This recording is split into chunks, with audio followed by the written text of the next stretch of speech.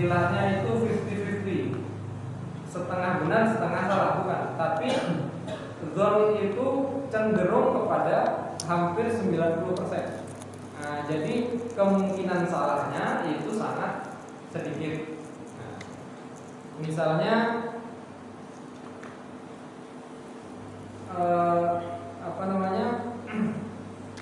sawa'un kana dzalika bi ikhbari thiqah. Kita menjadi yakin atau menjadi perkiraan kita menjadi kuat itu dengan alasan atau dengan sebab kabar dari orang yang dipercaya. Nah, misalnya kita bertanya kepada orang karena kita mungkin misalnya tidak tahu, tidak jelas lagi melihat jarum jam misalnya, atau mohon maaf kita tidak mendengar adzan, kurang jelas mendengar adzan misalnya, kemudian kita bertanya kepada orang yang bisa dipercaya, apakah sudah masuk waktu maghrib misalnya, atau apa ada mendengar orang adzan maghrib. Nah, maka ini bisa dijadikan dasar atau alasan kita meyakini masuknya waktu sholat. Kemudian awil ijtihadus saksi, atau kalau kita nggak bisa bertanya kepada orang lain, mungkin kebetulan kita sedang di hutan misalnya, kita di hutan sendirian, kemudian nggak membawa jam misalnya, tidak ada jam ataupun handphone dan seterusnya. Nah, kemudian karena di hutan itu jauh dari masjid misalnya, tidak mendengar adzan juga. Nah, maka kita boleh ijtihad secara pribadi. Nah, ijtihad kita bagaimana? Yaitu kita berusaha untuk mencari tahu dengan cara misalnya kita melihat posisi matahari. Nah, kalau misalnya kita kebetulan ingin sholat zuhur, nah, maka kita lihat apakah matahari itu masih bayangannya itu sudah bergeser atau belum misalnya, atau masih di atas tengah-tengah atau bahkan sebelumnya. Nah, itu contoh yang disebut ijtihad. Jadi usaha untuk memastikan waktu sholat dengan cara kita sendiri. Nah, karena mungkin kita berada di tempat yang sunyi atau sendirian. Au ay sababin minal asbab allati yahsulu biha al-ilmu, atau cara apa saja yang memungkinkan untuk mendapatkan pengetahuan tentang masuknya waktu sholat. Nah, misalnya mungkin menaruh benda, gitu kan? Kita taruh benda, bayangannya bagaimana kalau zuhur, itu berarti bayangannya masih lebih pendek dari benda aslinya dan seterusnya. Atau misalnya kalau menunggu waktu maghrib, berarti mencari cahaya merah, atau menunggu gelapnya malam, sudah mulai gelap, ini bisa kita yakini masuk waktu maghrib. Itu syarat yang pertama. Jadi kita harus yakin dulu masuknya waktu sholat itu. Yang kedua, at-thaharatu minal hadatsil asghar wal akbar, liqaulihi ta'ala a'udzubillahi minasyaitonir rajim, ya ayyuhalladzina amanu idza qumtum ilas sholati faghsilu wujuhakum wa aydiyakum, dan seterusnya. Nah, jadi syarat yang kedua adalah suci dari hadas kecil dan hadas besar. Nah, hadas kecil itu biasanya ditandai dengan wajibnya berwudu, ya, atau perintah untuk melakukan wudu, hal-hal yang membatalkan wudu. Misalnya, mohon maaf, keluar angin, nah, atau kita ke kamar mandi buang air kecil, nah itu termasuk hadas kecil. Jadi sesuatu yang mengharuskan berwudu. karena dengan itu otomatis wudunya batal. Nah, dengan buang angin, buang air, nah itu berarti wudu yang ada sebelumnya itu batal, maka harus diulang lagi. Nah, ini disebut hadas kecil. Adapun hadas besar adalah hal-hal yang mewajibkan orang untuk mandi. Nah, mandi wajib itu penyebabnya adalah karena berhadas besar.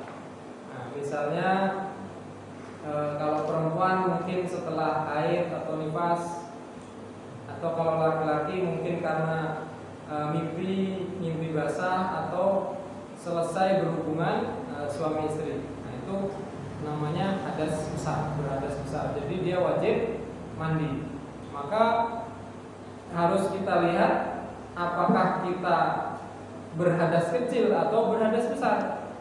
Jangan sampai terbalik, hanya buang air kecil kemudian dia mandi, tapi habis berhubungan badan cuma wudu saja. Nah, ini berarti sholatnya nanti bisa tidak sah karena tidak sesuai dengan syarat yang dipenuhi atau tidak sesuai dengan aturan yang berlaku. Nah, di sini Syekh Said Sabiq mengatakan bahwasannya membersihkan diri dari hadas kecil dan besar itu sesuai dengan perintah Allah Subhanahu wa taala dalam surah Al-Maidah ayat ke-6. Nah, jadi biasanya ulun menyingkatnya itu QS 56. Nah, Quran surah kelima ayatnya 6. Nah, jadi QS 56. Surah kelima berarti Al-Maidah ayat yang ke-6. Ini tentang perintah berwudu.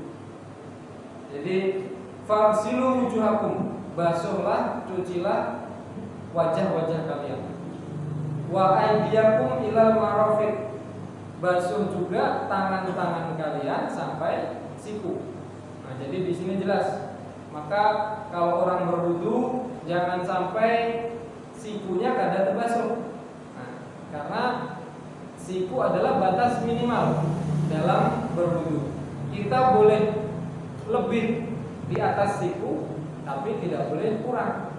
Nah, kalau kurang berarti syaratnya tidak terpenuhi, otomatis batal wudunya dan juga batal sholatnya karena syaratnya tidak terpenuhi. Wamsahu biruusikum wa arjulakum ilal ka'bain. Nah, jadi ayat ini menunjukkan fardu wudu, ya. Hal-hal yang wajib dilakukan dalam wudu. Jadi wajibnya saja. Makanya tidak disebutkan berkumur-kumur, tidak ada. Atau misalnya yang mencuci sampai pergelangan. Nah, itu karena masuk sunnah. Tapi yang wajib yang cuci tangan sampai siku-siku atau sampai siku. Nah, itu yang wajib. Jadi ini ayatnya hanya berkaitan dengan hal-hal yang wajib dalam wudu. Kemudian wamsahu biruusikum, usaplah kepala kalian. Wa arjulakum ilal ka'bain. Nah, di sini kenapa kaki itu dikatakan dibasuh, tidak diusap seperti rambut? Nah, karena di sini bacaannya itu wa arjulakum, bukan wa arjulikum. Nah, jadi hanya berbeda fathah dan kasroh, kita sudah bisa memahami bahwasanya perintahnya itu disimbur, bukan diusap saja. Nah, itu beda. Karena di sini atofnya, kalau bahasa Arab itu ada wawu atof, artinya wawu untuk menyambungkan ke sebelumnya. Nah, maka dia kembalinya itu perintah mencuci. Fagsilu wujuhakum, nah, wa aydiyakum. Nah, ini sama, semuanya berharokat fathah. Wujuhakum, aydiyakum. Nah, ini perintah dibasuh, dicuci. Maka kemudian kaki juga seperti itu. Wa arjulakum. Nah, bukan wa arjulikum. Kalau seandainya dibaca wa arjulikum, maka orang akan mengatakan kaki cukup diusap saja, nggak usah disibur atau nggak usah dicuci. Nah ini betapa tingginya bahasa Allah Subhanahu Wa Taala, yang mana dengan perbedaan fathah dan kasroh saja maknanya sudah sangat jauh berbeda. Kemudian selanjutnya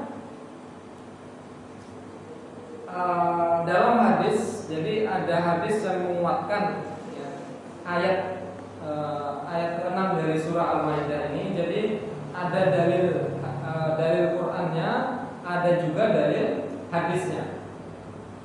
Kenapa kita diperintah berwudu? Karena Nabi SAW pernah bersabda, la yaqbalullahu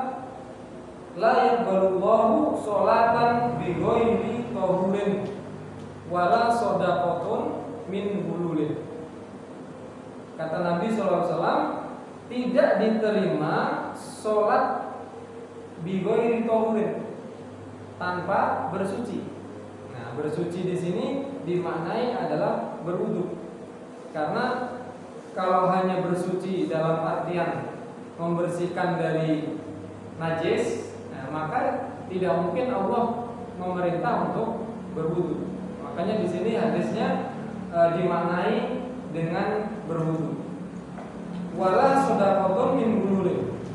Tidak juga diterima sedekah dari sesuatu yang diambil dari ghanimah yang diambil sebelum dibagi. Nah, jadi ghanimah itu ada rampasan perang dahulu di zaman perang Islam dengan non muslim ya, misalnya musyrik ataupun Yahudi dan seterusnya. Kemudian dapat rampasan perang. Nah, ini namanya ghanimah dalam bahasa Arab. Nah, ghanimah ini biasanya dibagi 1/6 atau dibagi 6.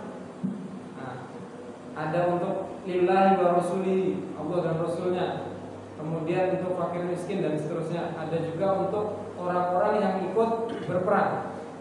Nah, tapi ketika ada misalnya orang yang mengambil ghanimah itu sebelum dibagi, nah, dibagi 6 tadi, langsung diambilnya, disedekahkannya, maka sedekahnya tidak diterima, meskipun dia ikut berperang. Nah, karena memang sebenarnya itu belum tentu bagian dia, karena belum dibagi secara sah. Oleh karena itu, ya harus bersabar dulu. Kalau memang ingin bersedekah, ya tunggu dulu bagiannya seapa, itu baru disedekahkan. Kemudian yang ketiga, syarat sahnya sholat dan juga tempat yang akan dipakai untuk sholat. Nah, jadi tidak cukup hanya diri kita dibersihkan, badan kita dibersihkan, tapi kalau ternyata pakaian kita atau tempat yang kita pakai untuk sholat juga tidak suci, maka tetap juga tidak sah.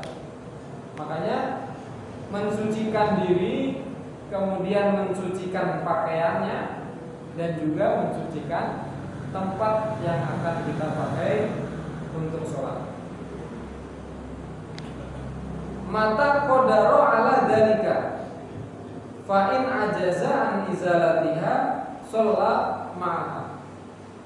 Membersihkan diri atau membersihkan pakaian itu tergantung dengan kadar kemampuannya. Karena terkadang